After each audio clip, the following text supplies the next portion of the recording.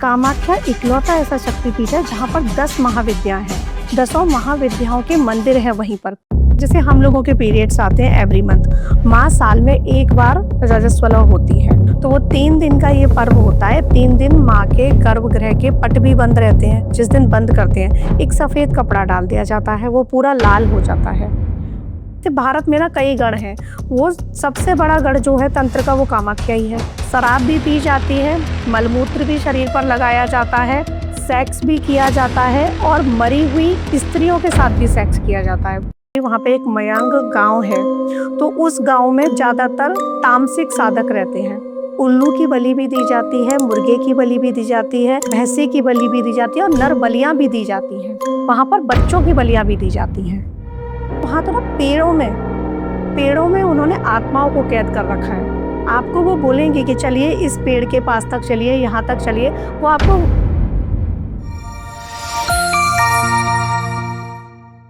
नमस्कार, स्वागत है आपका जनजीवेदा के एक और एपिसोड में। आज की इस एपिसोड में हम बात करने वाले हैं माँ कामाख्या से जुड़े रहस्यों के बारे में और इसे तांत्रिकों का गढ़ क्यों कहा जाता है। और आज हम ये भी जानेंगे कि माँ कामाख्या शक्तिपीठ 10 महाविद्याओं से कैसे रिलेटेड है। राधे राधे मैम। राधे राधे। कैसे हैं आप? बहुत अच्छी। स्वागत है आपका हमारी पॉडकास्ट पे आने के लिए। जी धन्यवाद, आपने मुझे बुलाया और मैं अपने दर्शकों को कुछ अच्छी ज्ञान की बातें आज बता पाऊंगी। तो मैम मेरा सबसे पहले आपसे सवाल है कि जो ये महाविद्या होती हैं ये क्या हैं और ये कितनी हैं? ये महाविद्याएं जो हैं वो 10 महाविद्याएं हैं और इसकी जो कहानी है इसके पीछे वो सती और शिव के साथ जुड़ी हुई है। जब राजा दक्ष ने शिव जी को आमंत्रण नहीं दिया था यज्ञ के लिए और माता सती कुपित हुई थी और शिव जी ने उनको रोकना चाहा, तो उस समय 10 दिशाओं में, जो दिशाएं हैं ना वो 10 हैं, जी। तो 10 दिशाओं में वो 10 देवियां आई थी, तो वो 10 महाविद्याओं का रूप लेकर आई थी। तो इस प्रकार 10 महाविद्याएं हैं ये। अब इसमें काली कुल है, श्री कुल है। 5 देवियां जो है वो काली कुल में है और 5 देवियां श्री कुल में है। और श्री कुल की जो देवी है राजराजेश्वरी त्रिपुर सुंदरी माँ, यही कामाख्या माँ है। जी। तो ऐसे माँ कामाख्या के बारे में हम लोगों ने काफी सुना है कि उनकी जो शक्तिपीठ है उसको सबसे ज्यादा शक्तिशाली माना जाता है।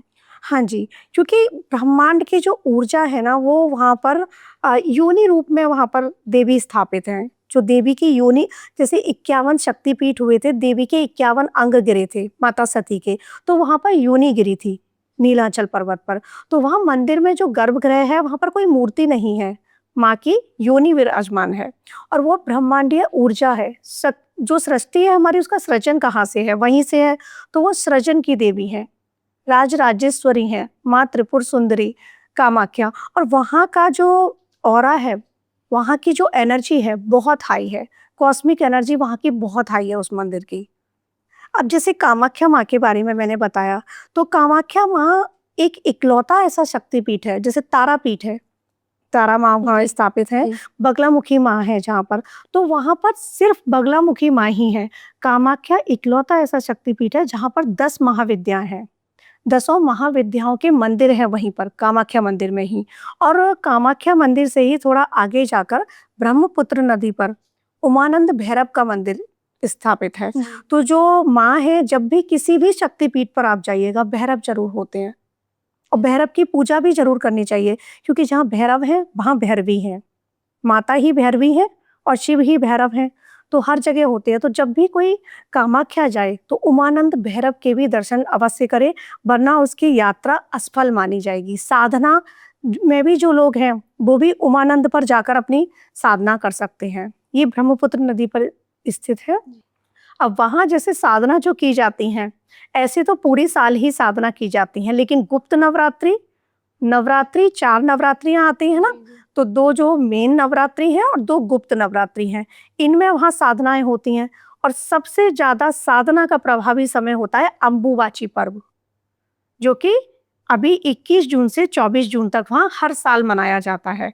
उस समय देवी का पीरियड्स आता है, रजस्वला होती हैं देवी। जैसे एक लेडी के पीरियड्स आते हैं ना, वैसे ही वहाँ पे गर्भगृह का 3 दिन मंदिर के पट भी बंद रहते हैं, उनको विश्राम दिया जाता है और वहां पर एक वाइट कपड़ा डाला जाता है और जब मंदिर के पट खोले जाते हैं तो वो पूरा रेड होता है। ब्रह्मपुत्र नदी में भी जो जल होता है उस समय वो पूरा रेड होता है। जैसे साइंटिफिकली कहते हैं कि वहाँ की मिट्टी ऐसी है इसलिए ऐसा हो रहा है, लेकिन मंदिर के अंदर जो चमत्कार हो रहा है वो तो माँ का ही है ना। जी। तो वो इतना प्रभावशाली कपड़ा होता है, प्रसाद में भी दिया जाता है लोगों को। आप उस कपड़े को अपने पास रखें, आपको जब प्रसाद में वो मिले, जो भी दर्शक वहाँ जाएँ और उनको वो कपड़ा जब प्रसाद में मिले, तो उसको अपने पास अपने पर्स में रखें, अपने साथ रखें।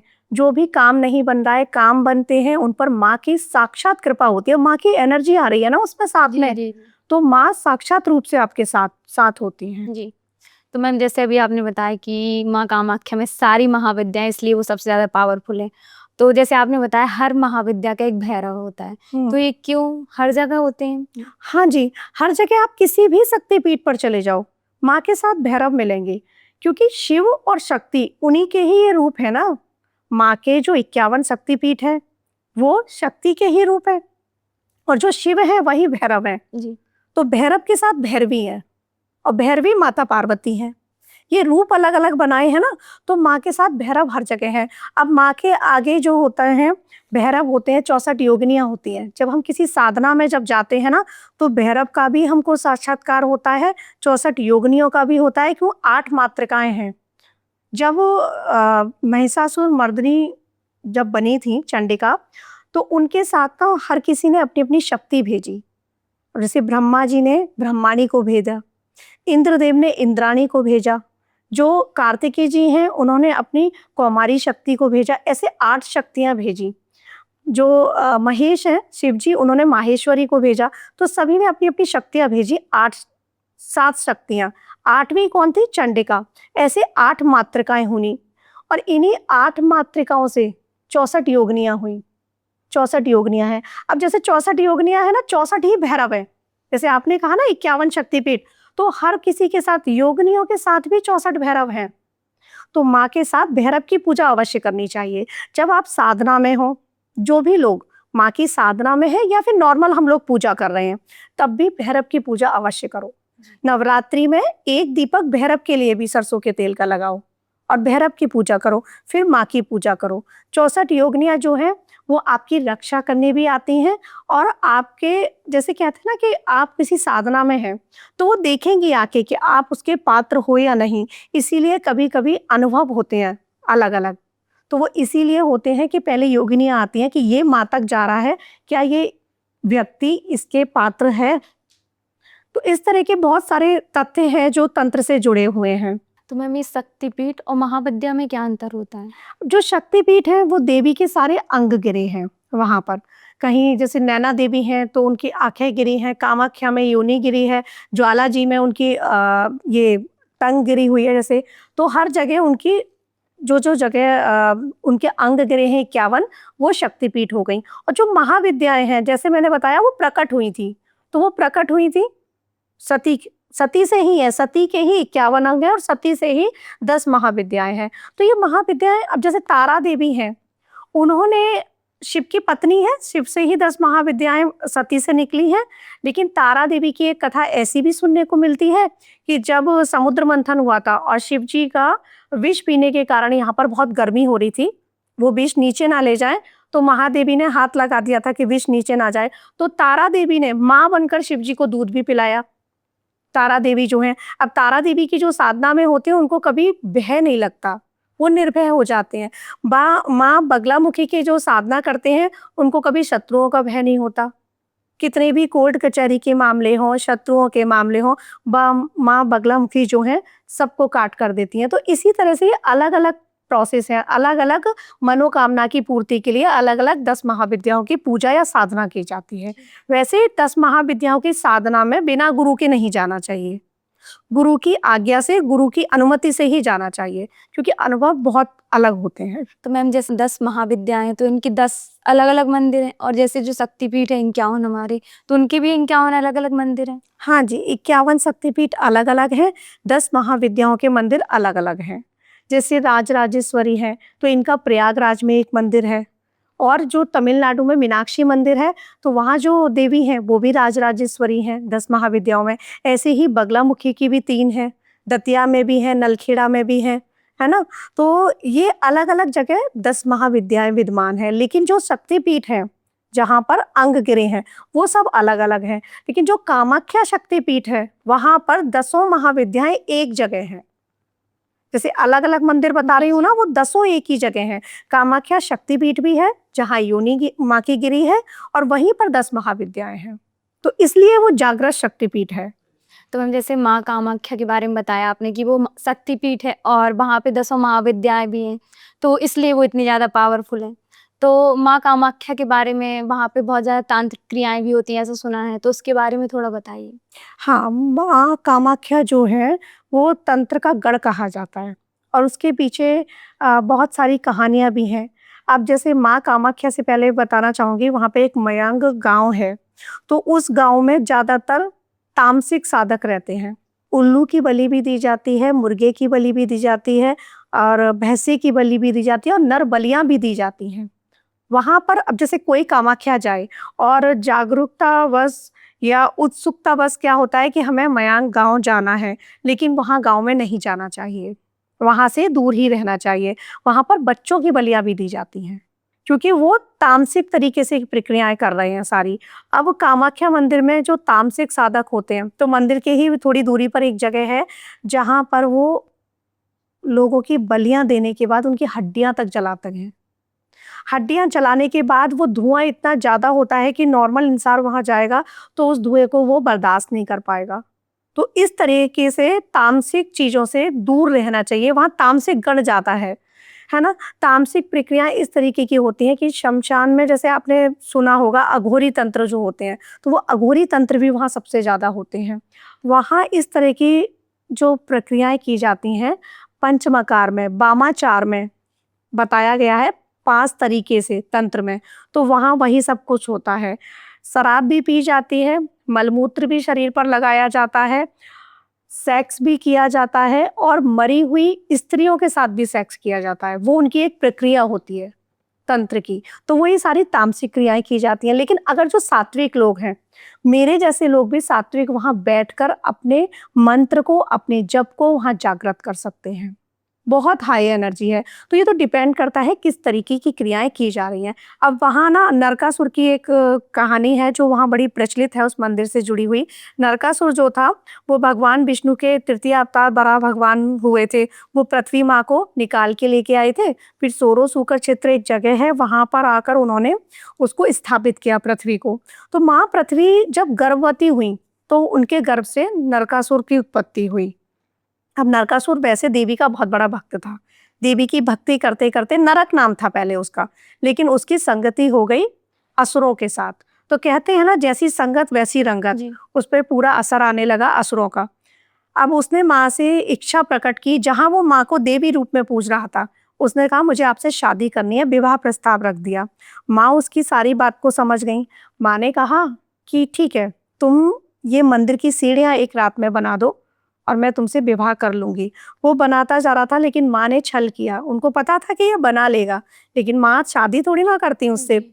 माँ क्रोधित थी, उन्होंने मुर्गे की बांग पहले ही करवा दी, समय से पहले। तो उसको लगा कि सुबह हो गई, सूर्योदय हो गया, और उसने वहीं वो कार्य रोक दिया। लेकिन जब उसको पता चला तो वो क्रोधित भी हुआ। नरकासुर का जो वध हुआ था वो श्री कृष्ण ने किया था। और ये एक चीज देवी पुराण में वर्णित है, कालिका पुराण है, योगिनी तंत्र है, और देवी पुराण। तो देवी पुराण में ये वर्णित है कि जो कृष्ण है वही काली है और वही कामाख्या है। तीनों के बीज मंत्र अगर आप देखेंगे, तीनों के बीज मंत्र एक ही हैं। अब क्लीम, क्लीम की बीज मंत्र किसका है? जब काली का बीज मंत्र आप देखेंगे क्लीम, माँ कामाख्या का बीज मंत्र क्लीम, और श्री कृष्ण का भी जो बीज मंत्र है वो क्लीम है। अब आपने मंत्र सुना होगा, ओम क्लीम कृष्णाय वासुदेवाय हरे परमात्मने, तो उसमें जो बीज मंत्र आया है वो क्लीम है। तो देवी पुराण में ऐसा वर्णित है, कृष्ण ही काली है और जो शिव है वो राधा है। तो ये कथा यहाँ से जुड़ी हुई है। तो मैम ऐसे एक और स्टोरी मैंने सुनी थी कि जो वहाँ के राजा हुए थे, उनके वंश के लोग माँ कामाख्या के द्वार पे नहीं जाते। हाँ जी, आज भी राजवंश के जो लोग हैं वहां पर आंखों पे पट्टी बांध के जाते हैं।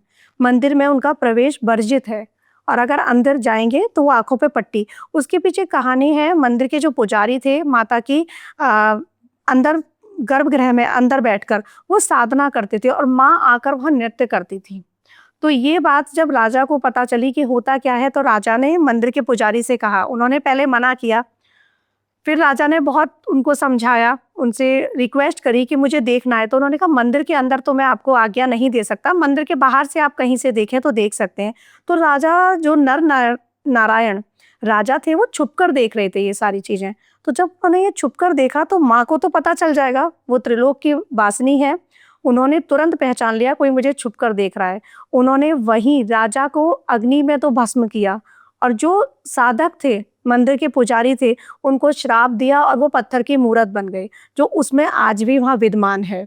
तो तब से ये श्रापित है राजवंश के, वहाँ कोई भी राजा के वंश के लोग मंदिर में प्रवेश नहीं कर सकते हैं।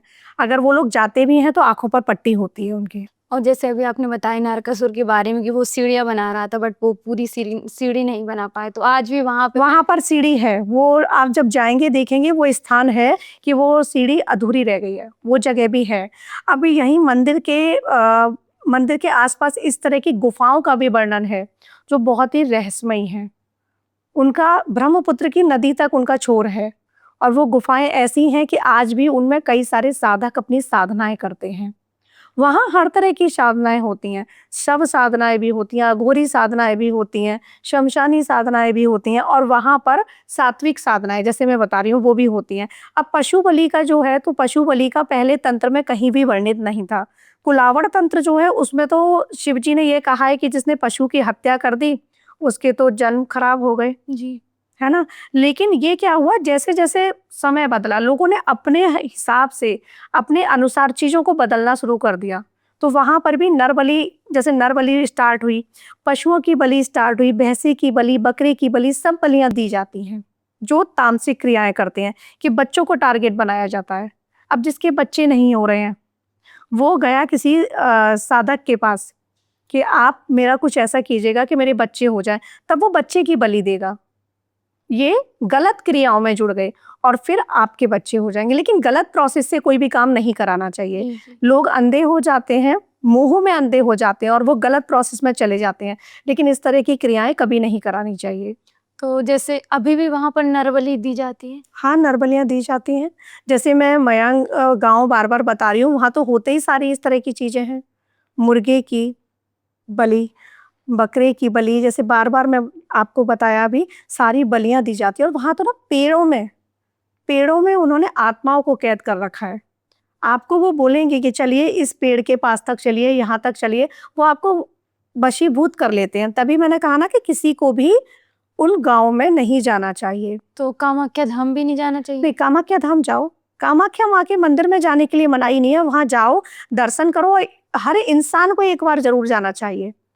और कोशिश करो कि अंबुबाची के समय जाओ, बहुत ऊर्जा वहाँ की हाई होती है। इस समय जाने पर तो माँ की साक्षात कृपा आप पर हो रही है। लेकिन इस समय जो साधक वहां नहीं जा पा रहे हैं, तो आप अपने घर में भी माँ कामाख्या की तस्वीर लाकर, अब माँ कामाख्या की तस्वीर कैसे, सदा त्रिपुर सुंदरी माँ की तस्वीर आपको लानी है। और माँ जो है त्रिपुर सुंदरी, वो सदाशिव के ऊपर बैठी हुई हैं। कभी भी आप फोटो देखना, उनके 6 मुख हैं माँ के, और सदाशिव के वो ऊपर बैठी हुई हैं। तो इसका मतलब है कि शक्ति के बिना शिव जो है वो शव है, लेटे हुए हैं। तो माँ का वो स्वरूप है। उनकी मूर्ति अपने घर में चित्र रखिएगा, स्थापित कीजिएगा। और अंबुबाची के जो पर्व काल है, 21 जून से जो ये स्टार्ट होगा, उसी समय अपने घर में माँ कामाख्या की आप साधना कर सकते हैं, आप पूजा कर सकते हैं। मंत्रों को 4 दिन में, 3 दिन वो समय होता है, चौथे दिन पट खोलते हैं। तो इन्हीं 4 दिनों में आप किसी भी अपने मंत्र को जागृत कर सकते हो साधना में। मैम, जैसे आपने बताया कि नरबलि भी दी जाती है, तो अभी भी दी जाती है नरबलि, तो लोगों को, जैसे आपने बताया बच्चे की भी, तो क्या किडनैप करके बच्चों की बलि दी जाती है? हाँ, बच्चों को किडनैप किया जाता है, बड़े लोगों को किडनैप किया जाता है। अब जैसे ना महिलाओं की, जो मैंने बताया कि महिलाओं के शव के साथ भी शारीरिक क्रियाएं वहाँ होती हैं, तो उनको भी वशीभूत करके पहले मारा जाता है। वशीकरण करके उनको किडनैप किया जाएगा, फिर मारा जाएगा, और उसके बाद फिर वो तामसिक क्रियाएं सारी की जाती हैं। मैम, जैसे कुछ लोग होते हैं स्वयं को समर्पण भी कर देते हैं, तो वो भी बलि में काउंट होता है? हाँ, वो भी बलि में काउंट होता है। कई लोग होते हैं कि मेरा ये काम पूरा हो जाए तो मैं बलि दे दूंगा, अपनी बलि दे दूंगा, अपने बच्चे की। बहुत सारे अलग अलग मानसिकता के लोग हैं, तो जो भी वहाँ वचनबद्ध होके आते हैं तो फिर उस तरह की बलि देते हैं। लेकिन देवी ने क्या कहा है, बलि किस चीज की देनी है? अपने अभिमान की देनी है, अपने अपने बलि देवी को दो, वहाँ बोल के आओ कि हम अपने अभिमान की बलि दे देंगे, हमारा ये काम हो जाए। लेकिन लोग होता क्या है कि गलत की तरफ ही ज़्यादा मुड़ते हैं। तो वो बोलते हैं मेरा ये काम हो जाए, मैं किसी बच्चे की बलि दे दूँगा, मैं बकरे की बलि दे दूँगा या मैं अपनी बलि दे दूँगा। इस तरीके से वहाँ मुरादें जो कहते हैं ना, मुराद हुँ। पूरी करनी है, अब हमारी ये काम पूरा हो गया, तो हमको देवी का अब ये काम करना है। तो वहाँ इस तरीके के वचनबद्ध होके आते हैं, जबकि उनको वहाँ बोल के आना चाहिए कि मेरा ये काम हो जाए, मैं अपने अभिमान की बलि दे दूँगा। सबसे बड़ी बलि है, हर किसी में आ जाता है अभिमान, जी, और जो कि आना नहीं चाहिए, क्योंकि रावण का भी विनाश हुआ था, जी। अभिमान से ही हुआ था। तो इस तरीके की प्रक्रियाएँ वहाँ होती हैं, और वहाँ कामाख्या में ना बहुत अलग-अलग तरह की, अब जैसे बलि पर ही बात हो रही है, मैंने जैसे आपको बताया नरमुंड, तो केवल नरमुंडों की वहाँ पर प्रक्रियाएँ होती हैं। नरकंकाल जो होते हैं, इन पर प्रक्रियाएँ होती हैं, तामसिक, इन पर भी तंत्र होते हैं। तो अलग-अलग तरीके के ये प्रोसेस हैं, वहाँ पर ये चीज़ें होती हैं। तो जब भी जाएँ तो थोड़ा सावधान बच्चों को लेकर तो रहें, क्योंकि बच्चे किडनैप किए जाते हैं। जी। तो जैसे आपने बताया कि नरबलि, तो ये सब चीज़ें बंद क्यों नहीं हो पा रही हैं वहाँ पर? बंद नहीं हो पा रही, क्योंकि वहाँ का प्रचलन हो चुका है ये। क्या माता तो जल्दी सुनती हैं बलि देने? माता तो कभी नहीं कहेगी कि बलि दो, माँ तो कभी कहेंगी नहीं, ना किसी तंत्र में लिखा है। योगिनी तंत्र हो गया, कालिका पुराण हो गया या भैरव तंत्र हो गया, किसी भी तंत्र में नहीं लिखा है कि हमें इंसान की बलि देनी है। कुलावड़ तंत्र में अभी मैंने जैसे बताया है कि पशु हत्या कर दी, नर हत्या कर दी, तो आपने बहुत बड़ी ब्रह्म हत्या कर दी, है ना? लेकिन लोग अपने स्वार्थवश उसको बनाया, और स्वार्थवश ही उसको एक कहते हैं ना लीक पर चलते चले आ रहे हैं। उस लीक को उन्हें हटाना नहीं है। वही चीज़ है कि हमारा काम हो जाए, चाहे गलत तरीके से हो जाए। तो बस उसी प्रोसेस को वो लोग आगे बढ़ा रहे हैं। वरना बलियों का प्रावधान नहीं है, तंत्र में कहीं उल्लेख नहीं है। तो जैसे अभी आपने बताया कि वहाँ जाएँ तो सावधान रहें, तो जैसे कोई तो सिर्फ़ घूमने पर्पज़ से जाता है, माता के दर्शन के उससे जाता है।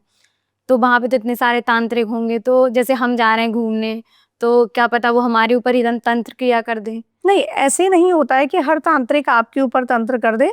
जैसा कि मैं एक गाँव का वर्णन बार-बार कर रही हूँ। वहाँ गाँव में नहीं जाना चाहिए। वहाँ पर तो आपको किया ही वशीकरण जाएगा, और वो ले जाएँगे। मंदिर में भी कई लोग होंगे, तो हमें सिर्फ़ माता के दर्शन करने जाना है। तो हमें ज़्यादा अपनी सावधानी बरतनी चाहिए कि हम ना किसी से ज़्यादा बातचीत करें, ना घुलने-मिलने की कोशिश करें। सिर्फ़ माता के दर्शन करने जा रहे हैं, दर्शन करें और वापस आ जाएँ। वहाँ पे प्रसाद वग़ैरह भी? प्रसाद ले सकते हो आप, माँ के मंदिर में जो आप चढ़ा रहे हो वो प्रसाद ले लो, और अन्य कोई प्रसाद दे रहा है तो ऐसा मेरा मानना है कि आप वो प्रसाद ले लो, पर ग्रहण मत करो। नहीं पता ना कि किस उद्देश्य। उद्देश्य से वो आपको दे रहा है, तो वो ग्रहण मत करो। तो हम जैसे अभी आपने बताया कि वहाँ पर एक पर्व मनाते हैं, अम्बुबाची पर्व। जी, जी। तो उस पर्व में क्या होता है? कैसे मनाया जाता है? अम्बुबाची जो होता है ना, माँ उस समय जैसे हम लोगों के पीरियड्स आते हैं एवरी मंथ, माँ साल में एक बार रजस्वला होती हैं। तो वो 3 दिन का ये पर्व होता है। 3 दिन माँ के गर्भगृह के पट भी बंद रहते हैं, और माँ को भी आराम दिया जाता है।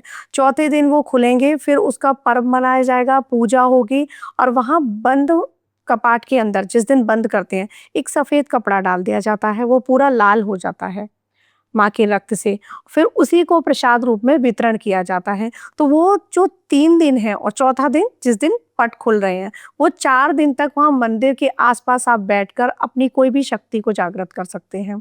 अपनी कुंडलिनी जागरण कर सकते हैं। क्योंकि वो समय है कि जब माँ इस सृष्टि की संचालक है ना माँ, उनकी शक्ति बहुत हाई हो रही है। किसी भी लेडीज़ की जब पीरियड्स आते हैं तो ऊर्जा बहुत, एनर्जी जो होती है ना बहुत हाई हो चुकी होती है। माँ की एनर्जी ऑलरेडी, माँ की एनर्जी है इतनी हाई है, और उस टाइम पर एनर्जी बहुत हाई होती है। तो उसी समय कोई भी मंत्र, कोई भी स्तोत्र, कुछ भी वहाँ बैठकर जागृत किया जा सकता है। तो ये अम्बुबाची पर्व माँ के पीरियड्स के टाइम के लिए जो है, उसी के मतलब कहते हैं ना कि वो चीज़ को वो सेलिब्रेट करते हैं, माँ की इस चीज़ को। और जैसे कई बार कहा जाता है कि मंदिरों में नहीं जाना चाहिए, ठीक है, शास्त्रों ने नियम बनाए हैं और उनको हमें फॉलो भी करना चाहिए, लेकिन मानसिक पूजा की मना नहीं होती है। आप मानसिक पूजा करो, पीरियड्स में भी मानसिक पूजा करनी चाहिए। आप कोई भी मंत्र जाप कर रहे हैं, नियमित डेली कर रहे हैं, तो आप वो पीरियड्स में स्टॉप ना करें। मालाएँ अलग-अलग रखो, मंदिर की माला अलग है और आपके पीरियड्स टाइम की जो माला है वो अलग है। तो पीरियड्स में भी आप माला जाप ना छोड़ें, वो करते रहें। माला अलग रखनी है बस, लेकिन जाप को नहीं तोड़ना है। जब आप नियमित किसी जाप संख्या में हैं। और पीरियड्स में जैसे बहुत से लोग यहाँ माता के साथ ही हनुमान जी भी होते हैं, तो बताना चाहूँगी हनुमान जी के लिए महिलाओं का स्पर्श मत करो या पूजा मत करो, ये सब मिथ हैं। हनुमान जी गर्भ से ही पैदा हुए हैं, अंजनी सुत हैं। तो हनुमान जी की भी पूजा की जा सकती है। माँ के साथ हनुमान जी की पूजा अवश्य करनी चाहिए, जैसे भैरव की मैं बता रही हूँ, तो उनकी पूजा भी पीरियड्स अगर किसी के आ जाए तो आप मानसिक पूजा करो, हनुमान चालीसा मानसिक करो। मुँह से मत बोलो, मंदिर मत जाओ, पर लेकिन मानसिक करो, आप कर सकते हो। और हनुमान जी को स्पर्श भी कर सकते हो। तो अभी किसी के पीरियड्स आ जाएँ और माँ की पूजा चल रही है उसकी, और साथ में हनुमान जी की करनी है, भैरव की भी करनी है, तो सबकी आप मानसिक पूजा कर सकते हो। और जैसे अभी आपने बताया कि वहाँ पर उस समय साधक जाके अपनी कोई भी साधना कर सकते हैं। तो वहाँ पर इंसान, जैसे कोई आम इंसान है, उसको कोई प्रॉब्लम है, तो किस प्रॉब्लम के लिए जाते हैं वहाँ? किसी भी, माँ कामाख्या काम रूपी है, सारी कामनाओं की पूर्ति करने वाली है। आपकी कोई भी इच्छा हो, उसकी पूर्ति माँ कामाख्या करेगी। लेकिन वो बशर्ते एक इच्छा ऐसी होनी चाहिए कि किसी के अहित के लिए ना हो। सात्विक लोगों की बात कर रही हूँ, अहित के लिए तो फिर वो तामसिक लोग करते ही हैं वहाँ प्रक्रियाएं। लेकिन सात्विक लोग जो हम लोग जा रहे हैं, किसी भी कामना से आप जाओ, माँ पूर्ण करेगी। और 1 साल के अंदर वो पूर्ण कर देगी माँ। और वहाँ पर तंत्र क्रियाएँ भी होती हैं, तो कौन-कौन सी तंत्र क्रियाएँ वहाँ पर लोग करते हैं? तंत्र तो बहुत तरीके के वहाँ पर होते हैं। तंत्रों का गढ़ है। अब जैसे भारत में ना कई गढ़ हैं, वो सबसे बड़ा गढ़ जो है तंत्र का वो कामाख्या ही है। दूसरा खजुराहो है। तीसरा जो मेहंदीपुर बालाजी है वो है। वहाँ आपने देखा होगा भूत वगैरह सब भाग जाते हैं वहाँ। तो इस तरीके से 3-4 गढ़ मुख्य गढ़ हैं भारत में जो तंत्र के गढ़ हैं, और सारी तांत्रिक क्रियाएं वहाँ होती हैं। तो माँ कामाख्या इसलिए तंत्रों का गढ़ कहा गया है कि 10 महाविद्या साधक हैं वो वहाँ जरूर जाएंगे। जो भी महाविद्या साधक हैं वो वहाँ जरूर जाएंगे, सात्विक तरीके से अपने तंत्र को जागृत करने के लिए। जो तामसिक है वो भी जाएंगे। नॉर्मल हम इंसान तो दर्शन के लिए जा रहे हैं, वो जा ही रहे हैं। तंत्र के ये गढ़ है। तो तंत्र के गढ़ में क्या होता है कि तंत्र क्या, एक सिस्टम है, एक विधि है, किसी भी चीज को करने की आपकी विधि क्या है। तो वहाँ कामाख्या में जाकर उस विधि का पालन करते हैं वो। अब जैसे दक्षिणाचार्य हो गए या वामाचार, जैसे दक्षिण मार्गी और वाम मार्गी, आप किस मार्ग से आगे बढ़ रहे हो। इसमें 2 मार्ग हैं तंत्र में।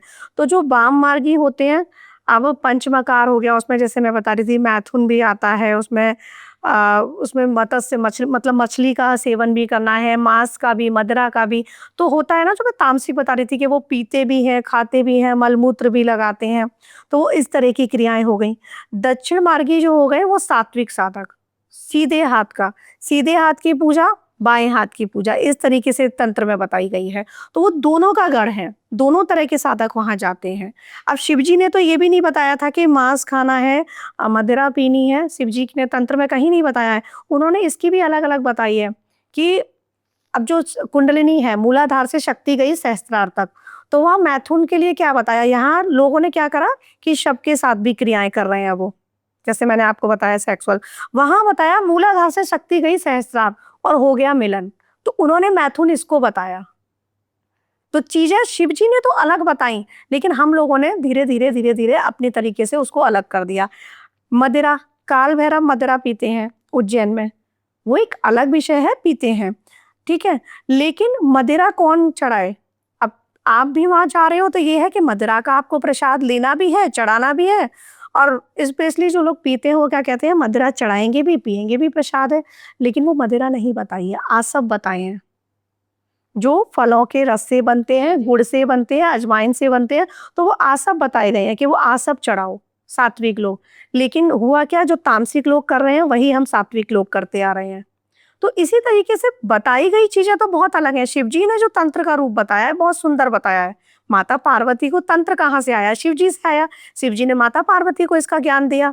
फिर जब धीरे धीरे लोगों ने अपने हिसाब से इसकी तंत्र की बुक लिखी, है ना, शास्त्रों से, पुराणों से ये निकला, वेदों से, फिर इसको बदलते गए, अपने अपने हिसाब से लोगों ने उसको लिख दिया, और उसी हिसाब से सब लोग इसको फॉलो करने लग गए। तो जैसे मैंने बताया ना, पंचमकार होता है, उसमें भी मदिरा भी है, मांस भी है। तो वो क्या है, मैथुन भी है, 5 तरह से होती हैं वो क्रियाएं। तो वो सब अलग है। जैसे मैंने बता दिया कि मैथुन ये है, शक्ति को मूलाधार से शक्ति को अपनी सहस्त्रार तक पहुंचा लो, हो गया दोनों का मिलन। अब मिलन वहां, मिलन वैसे कर लिया। तो इसी तरीके से कामाख्या में बहुत अलग-अलग तरीके के तंत्र किए जाते हैं। आप वहाँ किसी भी तरीका का तंत्र कर सकते हैं, करवा सकते हैं। वो ऐसा गढ़ है। तो मैम जब भी तंत्र क्रियाओं की या तंत्र की बात आती है तो ऐसे लोना चमारिन का नाम सुनने में आता है हर जगह। तो वो कौन थी? लोना चमारन जो थी वो असम की बहुत प्रख्यात एक तंत्रविद थी। जैसे ना तंत्र की सिद्धियाँ कर रखी थी और ऐसा मानते हैं लोग कि वो आज भी वहाँ पर जीवित हैं।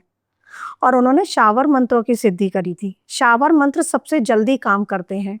शावर मंत्रों में दुहाई दी जाती है किसी की भी। जैसे ना वो देसी भाषा में होते हैं। मंत्र क्या होते हैं? संस्कृत में होते हैं। वो देसी जो भी प्रांतीय भाषा होती है ना, उन भाषाओं में होते हैं वो। तो असम में ऐसा माना जाता है आज भी कि वो जीवित हैं और उन्होंने 52 कलुए जो होते हैं उनको सिद्ध कर रखा था। बहुत बड़ी तंत्रिका उनका जो तंत्रों का गढ़ जैसे कामाख्या बताया है ना, तो लोना चमारन जो थी, उन्होंने तंत्र जो शुरू करा था, वहाँ पर पहली महिला थी वो, जिन्होंने तंत्र की सिद्धियाँ चालू करी थी। और उन्होंने एक गाँव में जाकर पेड़ के नीचे बैठकर और ऐसा मतलब ऐसा कथाओं में मिलता है कि उस पेड़ से उन्होंने कुछ आत्माओं को भी सिद्ध किया था। अब इसमें कितनी सच्चाई है, ये तो वहाँ के लोग ही बताते हैं इस बारे में कि ये कथाएँ हैं एक तरह की। तो लोना चमारन जो थी शावर मंत्रों का प्रयोग करती थी। असम भाषा में वो मंत्र लिखे हुए हैं सारे, जैसे हिंदी में भी बहुत सारे हैं। हर देवता के शावर मंत्र होते हैं, हनुमान जी के भी होते हैं। उसमें ना दुहाई दी जाती है और शावर मंत्र सबसे जल्दी काम करता है। और जो लोग आपने देखा होगा ना, जैसे सपोज मेहंदीपुर बालाजी हो गया या कई बालाजी मंदिर होते हैं, तो या काली मंदिर होते हैं, वहाँ पर जो झाड़ा लगाते हैं वो लोग, वो शावर मंत्रों का ही लगाते हैं। कहते हैं ना भूत भगाने का या नज़र भगाने का, वो सारे झाड़े शावर मंत्रों के ही होते हैं, क्योंकि शावर मंत्र जल्दी सिद्ध होता है। हालाँकि प्रोटेक्शन की बहुत ज़रूरत होती है उसमें, खतरा भी बहुत ज़्यादा होता है, लेकिन सिद्ध बहुत जल्दी होता है। तो मैम जैसे कोई किसी पर ब्लैक मैजिक तंत्र क्रियाएं करा देता है, तो जैसे हमें हमारे ऊपर किसी ने करा दिया, तो हमको कैसे पता चले कि हमारे ऊपर किसी ने ब्लैक मैजिक करा रखा है? अभी क्या होता है ना प्रिंसी जी कि कई बार हमारी सक्सेस को लेके कराई, तो अचानक से आप राइज़ कर रहे होते हैं और डाउन हो जाते हैं। आप अचानक से आप जैसे राइज़ कर रहे हैं और डाउन हो जाए, समझ लीजिएगा ब्लैक मैजिक है। अचानक से आपको प्रमोशन मिला है, आप अपनी जॉब में बहुत अच्छी जॉब आपकी जा रही है, करियर ग्रोथ हो रही है, लेकिन वहीं पर कुछ ऐसा होता है कि आपकी जॉब छूट गई। अचानक से आपके ऊपर क्रिया कराई गई है। आपकी मैरिड लाइफ बहुत अच्छी चल रही है, लेकिन अचानक से इतने झगड़े होना स्टार्ट हो जाएँ कि आपकी नौबत डिवोर्स तक पहुँच जाए, ब्लैक मैजिक है। बच्चे बहुत पढ़ाई में मन लग रहा है और उसका सक्सेस रेट बहुत हाई है बच्चे का क्लास में, लेकिन वही बच्चा पिछड़ता जा रहा है क्लास में, क्रिया है। ये सब इसके एग्ज़ाम्पल हैं। किसी की हेल्थ बहुत अच्छा इंसान है, कहते हैं ना बहुत स्वस्थ है ये तो, और इसको तो सर्दी-जुकाम के अलावा कभी कुछ होता ही नहीं है और उसको कोई बड़ी बीमारी लग जाए, ब्लैक मैजिक है। ये सारी चीज़ें ऐसे पता की जा सकती हैं। घर में ना ब्लैक मैजिक अगर किसी ने किया है, तो आपको ना वाइब्स घर की चेंज होती हुई महसूस होंगी। अजीब-सी ना स्मेल आती है, कुछ नहीं जल रहा है, लेकिन आपको महसूस होगा कुछ जल रहा है। कोई स्मोक नहीं कर रहा है। सपोज़ मेरी फैमिली में कोई स्मोकिंग नहीं करता है, लेकिन आपको फ़ील हो रहा है कि कोई स्मोक कर रहा है। आपको फ़ील हो रहा है कि कोई कपड़ा जल रहा है, उसकी स्मेल आ रही है। आपको फ़ील हो रहा है कि कोई दूध तो नहीं जल गया। कुछ इस तरह की अजीब-सी स्मेल आना स्टार्ट हो जाए, ब्लैक मैजिक है। नॉर्मल नहीं है घर में। एक होता है ना फ्रेग्रेंस आ रही है, मतलब देवी-देवता सारे घर में मौजूद हैं, पॉजिटिव एनवायरनमेंट है। और कोई गंदी स्मेल आ रही है, तो कोई नेगेटिव एनर्जी घर में आ चुकी है। अब इसी तरीके से अगर आपको पता करना है, तो एक नींबू लो, पूरी घर के फैमिली के सर से घुमा लो एंटी क्लॉक 7 टाइम। पूरी फैमिली के भी कर सकते हैं और पर्टिकुलर अगर आपको लग रहा है कि मेरे ऊपर किया है, तो अपने ऊपर से भी उतार के और उसको रख दो। 2 तरीके हैं, एक तो पानी में डाल के रख दो, सुबह अगर पानी में डूबा हुआ मिल रहा है, मतलब कि ब्लैक मैजिक है। एक आप अपने सिरहाने रख दो, रात को हो सकता है आपको थोड़ा डर भी लग जाए, है ना? अगर ब्लैक मैजिक है तो, लेकिन सुबह उठ के जब काटोगे तो नींबू काला मिलेगा। ब्लैक मैजिक है, ऐसे पता कर सकते हैं। अब ब्लैक मैजिक अगर थोड़ा-सा नॉर्मल प्रोसेस में हुआ है, तो उसको आप स्वयं भी काट सकते हो, किसी तांत्रिक के पास जाने की ज़रूरत नहीं है। अपनी पूजा-पाठ से, अपनी शक्ति से, अगर आप पूजा-पाठ करते हैं, आप साधनाओं में हैं, तो आप खुद भी ब्लैक मैजिक को काट सकते हैं। उसके लिए छोटे-छोटे टिप्स हैं, फिटकरी लीजिएगा। आपके घर में ब्लैक मैजिक है, पूरे घर में घुमाइएगा, अपने सर से 7 टाइम घुमाइएगा और घर के बाहर जाके जला दीजिएगा। अपने घर में हर कोने में फिटकरी और 2 लौंग के जोड़े ये रख दीजिएगा, अपने बेडरूम में भी। अपने सिरहाने भी आपको, जैसे मुझे लग रहा है कि मेरे साथ ब्लैक मैजिक है, तो अपने पिलो के पास फिट कर ही रखूँ, हर महीने उसको चेंज करो। गंगाजल और गौमूत्र इसका पूरे घर में छिड़काव करो और जिसको लग रहा है प्रभावित व्यक्ति है, उसको पिलाओ। तो ये कुछ इस तरीके की चीज़ें हैं जिससे अगर ब्लैक मैजिक नॉर्मल तरीके से हुआ है, जैसे मुस्लिम तंत्र जो होते हैं वो 3 महीने से 6 महीने तक चलते हैं। और जो हमारे बहुत अघोरी टाइप के तंत्र होते हैं, जो शमशानी अभी मैं बात कर रही थी, तो वो तो बहुत लंबे चलते हैं और अगर उनमें मारण टाइप की क्रियाएँ की हों, जैसे ना किसी के नाम से दिए जाते हैं, बीज दिए जाते हैं। अब जैसे कामाख्या की ज़िक्र हो रहा है तो बता रही हूँ, हत्ता जोड़ी होती है एक, और हत्ता जोड़ी का प्रयोग ये होता है कि अगर आप उसको अपने लॉकर में रख देंगे हत्ता जोड़ी लाकर, तब तो आपके पास धन बहुत आएगा। एक सिंदूर की डिब्बी में रखनी होती है, लेकिन वहीं कुछ मंत्रों से अभिमंत्रित करके सफ़ेद तिल के साथ हत्ता जोड़ी को आप रख दें, मारन और उसके लिए बता रही हूँ, और वही तिल आपने उस व्यक्ति को खिला दिए, उस व्यक्ति को बचाने वाला कोई नहीं है। इस तरह की क्रियाएँ भी होती हैं। तो इन क्रियाओं के लिए तो किसी फिर अघोरी के पास ही जाना पड़ेगा क्योंकि अघोरी ने की हैं ये क्रियाएँ। लेकिन अगर नॉर्मल किसी के पास जाकर किसी ने छोटा-मोटा तंत्र कराया है, तो जो प्रोसेस मैं बता रही हूँ, उससे आप काट कर सकते हो। घर में सरसों के दाने आप फेंक दीजिएगा, पीली सरसों जो होती है, और शाम के समय फ्राइडे को, सैटरडे को घर में आप धूनी कीजिएगा। उसमें सरसों के दाने, गाय का उपला होगा, उसके ऊपर लोबान होगा, गुग्गुल होगा, इन सब की आप घर में धूनी कीजिएगा। अपने मुख्य द्वार पर एक पोटली बना के लटका दीजिएगा, उसमें कपूर, फिटकरी, लौंग का जोड़ा और राई, ये सब बांध के एक काले कपड़े में मुख्य द्वार पर बांध दो, तो कोई भी बुरी नज़र या फिर ब्लैक मैजिक आपके घर में एंटर नहीं कर पाएगा। तो ये सारी चीज़ें होती हैं, लेकिन इनके कार्ड जैसे मैं बता रही हूँ ये हैं, पर किसी अघोरी से कराया है, तो फिर उसका कार्ड फिर कोई बड़ा तांत्रिक ही करेगा। तो मैम जैसे किसी ने किसी पर तंत्र क्रिया कराई, तो वो तो जो करा रहा है वो तो गलत कर रहा है ना? बहुत गलत कर रहा है और ये नहीं करना चाहिए प्रिंसी जी। इसमें ना वंश के वंश खत्म होते हैं, क्योंकि ब्लैक मैजिक किसी से आप करा के ला रहे हो, कोई भी चीज़, खाने की चीज़, पीने की चीज़ ऐसी ही ला रहे हो, वो कहाँ से आ रही है? हाथों से। आप ही के हाथों से आप लेके आ रहे हो, तो वो गंदी एनर्जी आपके हाथों में भी आ रही है। आप ले भले ही किसी और के लिए जा रहे हो, पर वो एनर्जी आपके पास भी आई, और एनर्जी पे पूरा ब्रह्मांड है ये यूनिवर्स, तो वो एनर्जी आपके अंदर भी आ रही है, इम्पैक्ट आप पे भी डालेगी, और आप किसी का बुरा करोगे तो आपका भला तो कभी हो ही नहीं सकता। और जिन्होंने ब्लैक मैजिक कराया है, उनके वंश खत्म हुए हैं, तो ये कभी नहीं कराना चाहिए। मैम जो करता है, जैसे हम किसी तांत्रिक के पास गए तो उन्होंने किया तो उनके ऊपर कुछ नहीं होता? तांत्रिकों इस तरह के जो तांत्रिक क्रियाएं करते हैं ना, उनका अंत मैंने खुद देखा है, बहुत बुरा होता है। कहते हैं ना, एक कहावत सुनी होगी कि इसके कर्म तो इतने बुरे हैं कि ये कीड़े पड़ पड़ के, एक कहावत है, मरेगा। तो वो ऐसा मैंने देखा है, एक साधक थे जिन्होंने गलत तरह की सिद्धि कर रखी थी, और जब उनकी मृत्यु हुई, और वो करते यही काम थे, किसी का घर बर्बाद करना है, किसी की बेटी, वशीकरण, ये सब गलत तरीके से काम करते थे। जब उनकी मृत्यु हुई ना, तो जो कहावत थी कि कीड़े पड़ के, उनके शरीर से कीड़े निकले थे। उनको इस तरीके से व्याधि हुई थी, कुछ बीमारी हुई थी जिसमें उनके शरीर में कीड़े पड़े थे। तो मैंने खुद अपनी आँखों से देखा है, इसका तो मैं प्रमाण दे सकती हूँ। तो ये कभी नहीं करने चाहिए, गलत काम कभी नहीं करने चाहिए। सात्विक साधनाओं में ज़रूर जाना चाहिए, और जो लोग साधना नहीं कर सकते, समय का अभाव है, वो पूजा करें। सात्विक पूजा, आप पूजा के बल पर, आप भी अपनी पूजा के बल पर, साधना अलग हो गई, उसमें पर्टिकुलर मंत्र की भी संख्या होती है, समय भी होता है, लेकिन नॉर्मल में पूजा के बल पर आप बहुत कुछ प्राप्त कर सकते हो। लेकिन ब्लैक मैजिक की तरफ कभी किसी को नहीं जाना चाहिए। मैम जैसे माँ कामाख्या धाम में जो उसकी सिंदूर की महत्वता काफ़ी बताई जाती है, कहा जाता है उसको किसी को आकर्षित करना हो तो बस उसको अपने माथे पर लगा ले, तो जो सामने वाला देख के आकर्षित हो जाता है। जी, बिल्कुल, क्योंकि माँ कामाख्या का सिंदूर जो है, वो भी अम्बुबाची के समय ही तैयार किया जाता है। जैसा कि मैंने बताया ना, कपड़ा प्रसाद में दिया जाता है, सिंदूर भी प्रसाद में दिया जाता है, वो माँ के चरणों का सिंदूर है, ये समझिए।